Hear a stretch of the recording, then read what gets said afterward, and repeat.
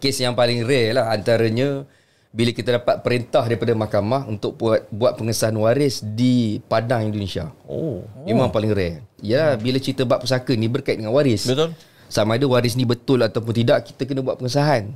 Dalam perjalanan ke Padang, Indonesia ni, Pak supir ni kata apa tau? Pak Ustaz, di sini ada perkampungan anak-anak Malaysia. So kita orang terkejut juga, pasal apa jadinya tu kan?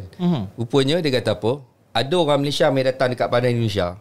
Dia ada urusan kerja sampai 3-6 bulan dan sebagainya. Outstation lah kan. Outstation ke? Nak buat macam mana? Kahwin lah dengan orang situ kan?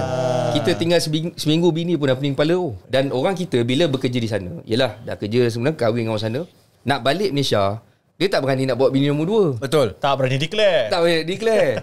So mereka ni ceraikan cara baik. So bila cerai baik, bagi tuntutan nafkah dan harta pencarian dan sebagainya, diorang tak ada masalah. So isunya kalau dah bercerai baik, dia balik Malaysia, kalau perkahwinan itu tak ada anak, tak ada masalah. Kalau ada anak macam mana? So maka anak itu adalah waris. Dan bekas isteri bukan waris, tapi anak dia tidak terputus. Sebab itu bila mana pengesahan kita nak buat tu, antara rare lah. Antara lepas tu dia orang masuk ke kampung, kawasan memang jauh daripada kawasan bandar. Dan di sana pun memang culture ataupun dia punya suasana dia memang cantik lah. Cantik. Sebab dia kawasan dia masih belum tercemar lagi kan. Masih belum tercemar lagi. So itu antaranya lah yang kita buat siasatan kita di Padang, Indonesia.